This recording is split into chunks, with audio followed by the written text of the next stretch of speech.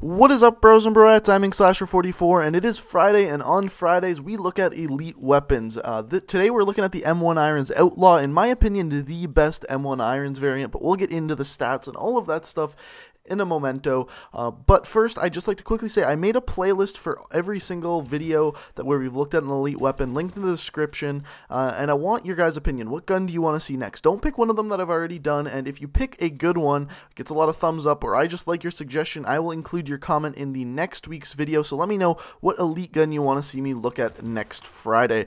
Now, let's get into this thing and look at the stats for the M1 Irons Outlaw. So for the M1 Irons, we got up 1 fire rate, up 2 mobility, and down 2 range. Now, that's a pretty solid trade-off. The fire rate kind of makes up for the range, and the mobility is definitely very, very good with this weapon.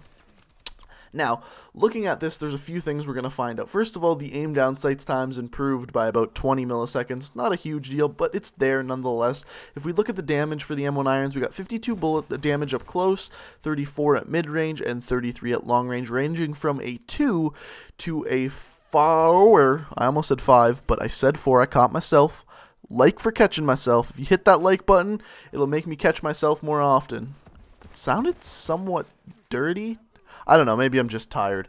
But anyway, so that's really, really good. You get the exact same damage as the base weapon. The only bad thing about the gun is the decreased range. So the range from short to mid-range and mid to long range is about a difference of about almost exactly 200 for both ranges, 200 inches that is. So that is a pretty big deal, but like I said earlier, the fire rate kind of makes up for that decreased range. So the fire rate is bumped up to a 666, the devil number, from the base fire rate of 600, and it does actually make a difference. You can definitely feel the fire rate difference, and you can feel it dropping people a little bit quicker. Now, the only other thing there is to talk about with this gun is a really, really weird stat that happens. For some reason, the amount of ammo you have in this gun drops from a starting of 60 bullets to 45 bullets. It's not a huge deal, but the one problem I have with this is I like to use this weapon, the M1 Irons Outlaw, with akimbo. It drops people incredibly quick with akimbo because you can fire it incredibly fast, over 1300 RPM, because you take 666, multiply it by 2. Math, that's how it happens. But anyway, so the only problem I had with this weapon is when I was using it akimbo, I would actually go through those 45 starting bullets incredibly quickly. So scavenger isn't a horrible idea with this gun. I don't normally use scavenger, but with this gun, it's a little bit necessary. I find I was going through those bullets pretty damn quickly.